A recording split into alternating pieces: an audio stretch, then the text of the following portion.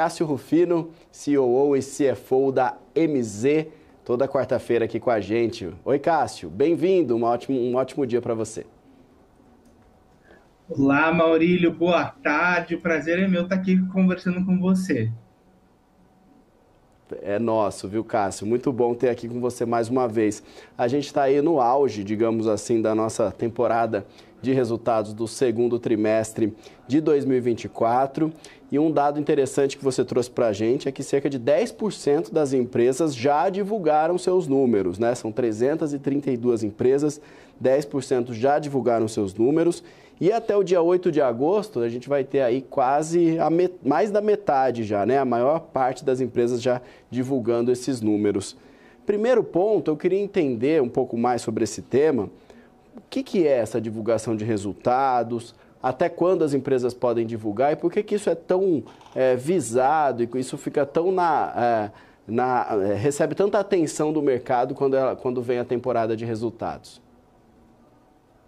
Perfeito, Maurílio. Eu acho que a sua primeira questão é a gente contextualizar o que é a divulgação de resultados, né? Que nada mais é o processo pelo qual as companhias abertas, que são negociadas, apresentam seus balanços trimestrais, né? Acompanhando ali as demonstrações contábeis, as análises bem detalhadas do desempenho dessa companhia, né? E isso afeta todo o mercado, todo mundo fica de olho nessas companhias. E por quê? Esses documentos são fundamentais para que os investidores, os stakeholders, de uma maneira geral, avaliem a saúde financeira da empresa e tomem as decisões corretas sobre os seus determinados investimentos. Eu estava vendo anteriormente a Paula, estava ali com, acho que o Gustavo, se eu não me engano, que estava comentando sobre o cenário macro e tudo mais, falando de cupom e o que vai acontecer. E as companhias abertas também têm esse momento, o qual elas abrem para o mercado o que aconteceu neste período anterior, né, nesse trimestre anterior, e explicam para os stakeholders a visão de futuro, para onde estão indo, para onde estão caminhando, para que todo mundo, de uma forma geral, entenda se vale a pena permanecer naquele papel, se vai vender, o que está acontecendo. Então, isso é um movimento muito importante das empresas. E elas divulgam, Maurílio, essas informações dentro dos prazos estabelecidos pelas normas de capital aberto. Então, os balanços trimestrais têm esse limite de 45 dias após o fechamento do trimestre. Então, vamos lá, gente. Se o fechamento do trimestre, a gente está falando que é de abril, maio, junho, eles têm 45 dias depois do fechamento de junho para divulgar.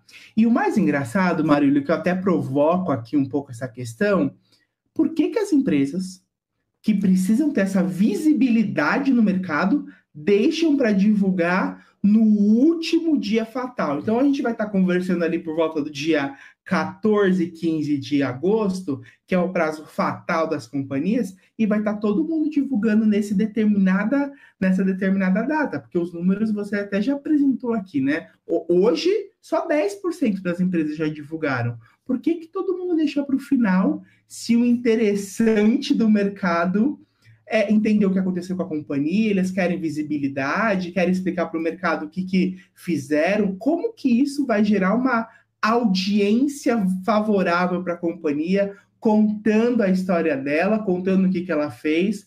Enfim, eu acho que é um ponto super relevante as companhias se atentarem a isso, ainda mais quando o perfil do investidor mudou. Precisa explicar melhor, precisa esmiuçar o que acontece. Então, é um evento obrigatório, mas que as empresas podem se apropriar disso e gerar valor para todo mundo, para todos os stakeholders dela, Maurílio.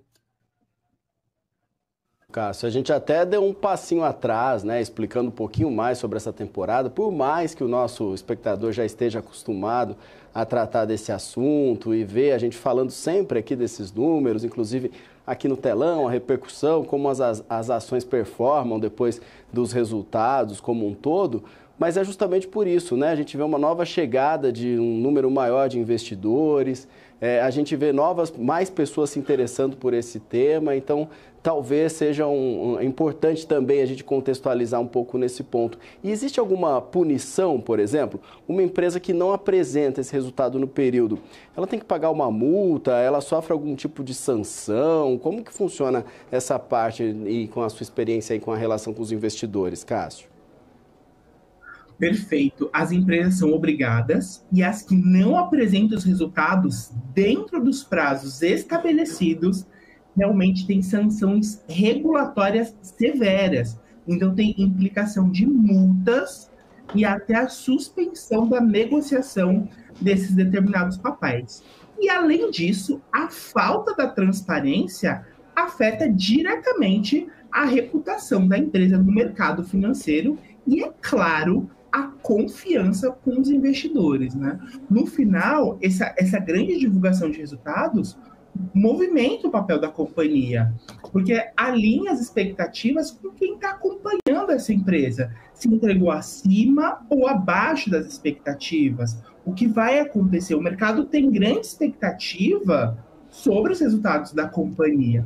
Então, é de extrema importância as companhias como um todo darem atenção, construírem essa narrativa, se apropriar disso e contar a história, estar próxima do público e entender o que está acontecendo. Porque aí uma movimentação do cupom, como o Gustavo estava comentando, se essa empresa está bem fundamentada, está explicando a estratégia para os stakeholders como um todo, Maurílio, se uma movimentação do cupom aumentar ou diminuir, mas o stakeholder sabe o que a empresa está fazendo, não vai afetar diretamente. E hoje no mercado a gente vê uma grande volatilidade justamente por causa disso. Ninguém sabe muito bem o que vai acontecer com a companhia, porque a companhia não se aproxima do mercado.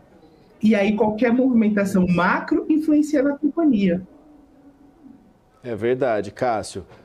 Para fechar o nosso papo, até me surgiu uma pergunta aqui que nem estava na pauta, mas uma empresa, só as empresas com capital aberto é que tem essa obrigação.